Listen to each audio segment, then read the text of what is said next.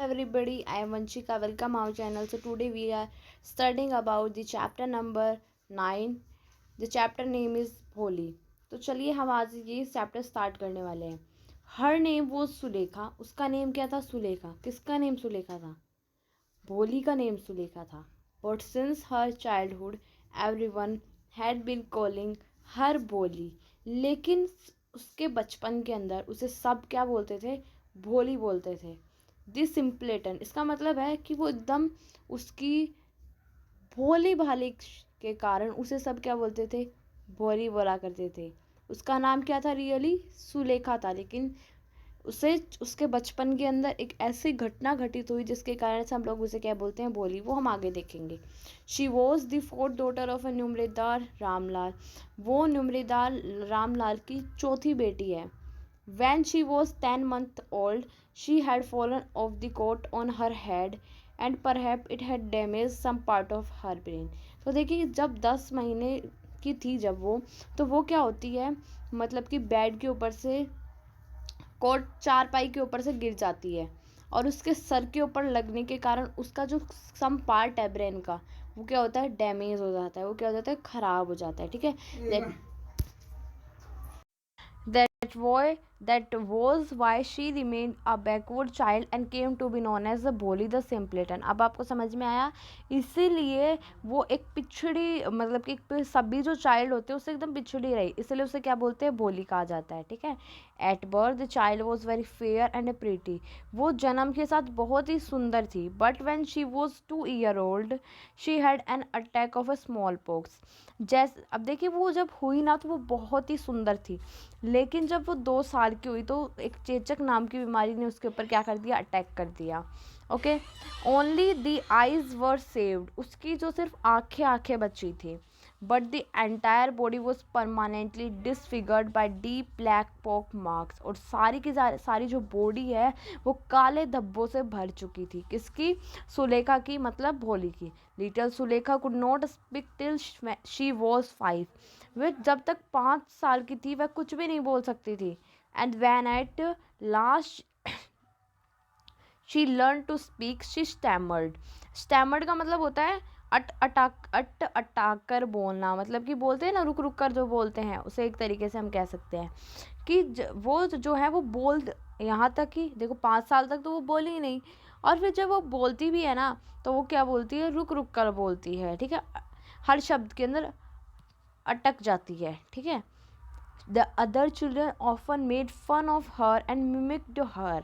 और जो भी, अब ऑब्वियसली बात है, उसके फ्रेंड्स होंगे, जो भी बच्चे होंगे, वो क्या करेंगे? उसका फ़न करेंगे, मजाक उड़ाएंगे और उसकी क्या करते थे? नकल करते थे. As a result she talked very little.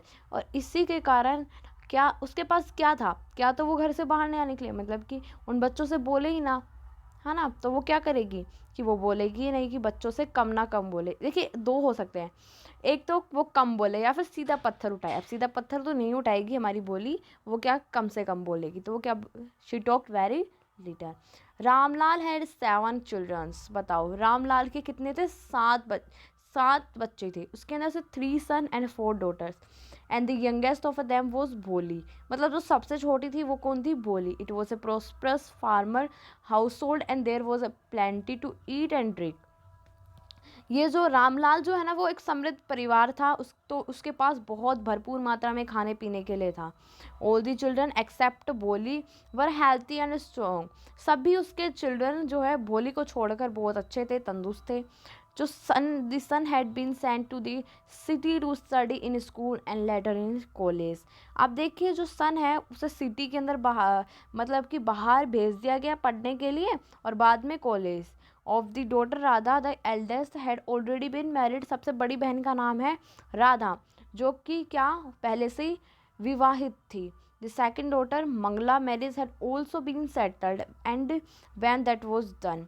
और क्या हुआ? और उसकी दूसरी जो डॉटर थी वो थी मंगला, जिसकी शादी भी क्या हो गई थी? फिक्स कर दी थी. अब वो जल्दी हो जाएगी। Ramlal would think of the third Champa, they were good looking healthy girls and it was not difficult to find bright groom for them. अब तीसरी थी उनकी चंपा, वो बहुत अच्छी दिखती थी, हेल्थी थी, सुंदर भी थी, तो उसके लिए दूल्हा ढूंढना कोई बड़ी बात नहीं थी, वो दूल्हा उसके लिए आराम से मिल जाएगा, ठीक है। But Ramlal was worried about भोली, लेकिन जो रामलाल है ना, वो अपनी भोली के बारे में बहुत चिंता रहता था। She had neither good looks nor intelligence, वो ना तो अच्छी दिखती थी और ना ही उसके अंदर बुद्धि थी। बुद्धि तो देखिए हम कह सकते हैं, वो इंटेलिजेंस नहीं थी, क्योंकि देखिए कोई इंसान स्टैमर अट रुक रुक के बोलता है, तो वो बोलती ही नहीं थी एक तो वो कैसे कुछ सीख पाएगी, तो वो क्या थी, इंटेलिजेंस भी बिल्कुल भी नहीं थी, ठीक है।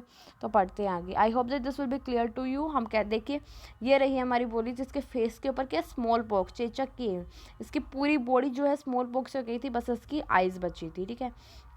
भोली वो 7 year old when Mangala was married. Bholi जो है वो 7 साल की थी जब उसकी, मंगला कौन है, उसकी सेकंड सिस्टर, जब उसकी मंगला की शादी हुई। The same year a primary school for girls was open in their village. अब क्या उसी साल है ना, उस गांव के अंदर, एक गांव था तो उस गांव के अंदर ना एक प्राइमरी स्कूल खुला लड़कियों के लिए। तो the tehsildar sahib came to perform its opening ceremony. अब तहसीलदार जी क्या है, इस मतलब कि इस उत्सव के लिए, जो स्कूल खुला है उसके लिए यहाँ पे आए। और he said to Ramlal as a revenue official, you are the representative of the government in the village and so you must set an example to the villager, you must send your daughter to school. अब देखिए वो रामलाल को क्या कहते हैं कि जैसे कि तुम रिवेन्यू का मतलब जो टैक्स वगैरह इकट्ठा करते हो वो तो तुम्हें क्या करना चाहिए कि तुम विलेज के, गांव के अंदर टैक्स वगैरह इकट्ठा करते हो, तो तुम्हारा भी धर्म बनता है कि तुम अपनी बेटियों को भेजो। तब भी क्या होंगे, लोग तुमसे देख देख के क्या होंगे, अट्रैक्ट होंगे, और तुमसे वो क्या सीखेंगे, कुछ ना कुछ सीखेंगे कि भाई ये अपनी लड़की को भेज रहा है, तो हम भी क्या करेंगे, अपनी लड़की को भेजेंगे। तो क्या करेंगे, वो भी अपनी लड़की को भेजेंगे। इसलिए वो तहसीलदार साहब उसे बोलते हैं कि जैसा कि आप रेवेन्यू ऑफिशियल हैं, तो आपको अपनी बेटी को भेजना चाहिए स्कूल के अंदर। That night when Ramlal consulted his wife, she cried, "Are you crazy? If girls go to school, who will marry them?"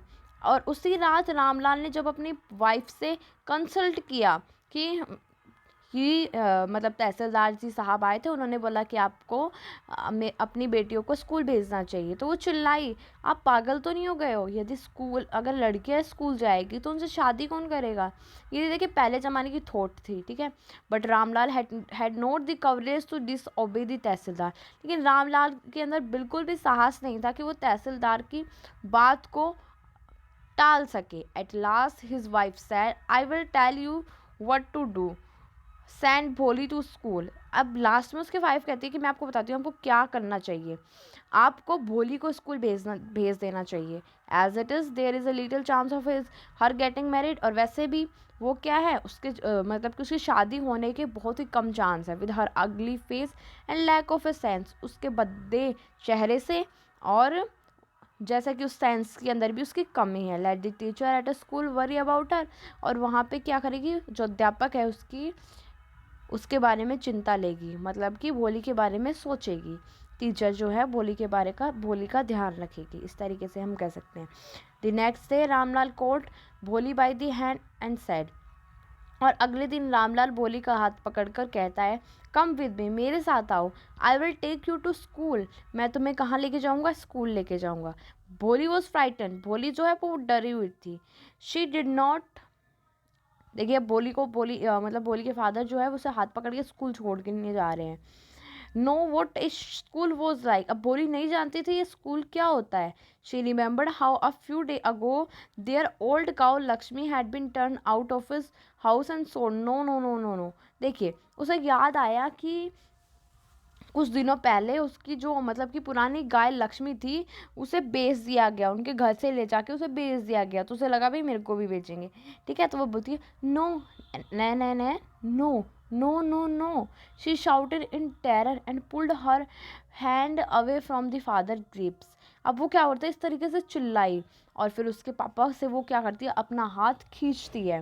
What's is the matter with you, you fool, क्या मतलब क्या मैटर है तुम्हारे साथ, तुम इतनी तुम मूर्ख तो नहीं हो? शाउटेड रामलाल। रामलाल चिल्लाया। क्या बोला वो? क्या हुआ? तुम मूर्ख तो नहीं हो? क्यों चिल्ला रही हो? I am only talking you to school. मैं तो सिर्फ तुम्हें स्कूल ले जाने की बात कह रहा हूँ। Then he told his wife. वह अपनी वाइफ को बोलता है, let her wear some decent cloth today or else what will the teacher and the other school girls think of us when they see her. तो वो अपनी wife को बोलता है कि इसे बहुत अच्छे सुंदर कपड़े पहना दो, जिस नहीं तो टीचर जो हो गया वो हमारे बारे में क्या सोचेगा, और उनकी जो स्कूल गर्ल है वो भी हमारे बारे में पता नहीं क्या सोचेंगे, कि क्या सोचेंगे वो हमारे बारे में। अगर तुम इसे ऐसे ही भेज दोगे तो इसे क्या करो, अच्छे कपड़े पहना दो। ठीक है। New clothes had never been made for Bholi. The old dress of her sister were passed on to her. अब क्या हो गया, नई नए जो कपड़े हैं वो भोली के लिए कभी पहनाए नहीं गए थे। वो हमेशा अपनी बड़ी जो बहनों के जो कपड़े हैं वो पहना करती थी। No one care to mend और वॉश हर क्लोथ्स। ना ही उसके कोई कपड़े धोया करता था। But today she was lucky to receive a clean dress which had shrunk after many washing and no longer fitted Champa. अब क्या होता है, वो जो है बहुत ही खुश हो रही है कि आज उसे कपड़े साफ मिले हैं, और वो भी धुए हुए कपड़े मिले हैं। और वो जो है, जो पहले क्या होती है, वो अपनी बड़ी बहन चंपा के कपड़े पहना करती थी। ठीक है। बट अब ऐसा नहीं है, आज ऐसा नहीं है। She was even bath and oil was rubbed into her dry and matted hair. Only then did she begin to believe that she was being taken to a place better than her home. देखिए अब क्या होता है, वो उसे नहलाया जाता है, उसके सर के ऊपर उसके जो मतलब कि घुंघरालू टाइप के जो बाल थे, घूम मतलब कि उलझे हुए टाइप में हम कह सकते हैं, उसके ऊपर क्या डाला, तेल डाला। और फिर भोली को समझ में आया कि कोई तो अच्छी जगह लेके जा रहे हैं, जो कि हाउस से क्या है, बहुत ही बेटर है। तो यहाँ तक के लिए सिर्फ इतना ही, और कल मिलेंगे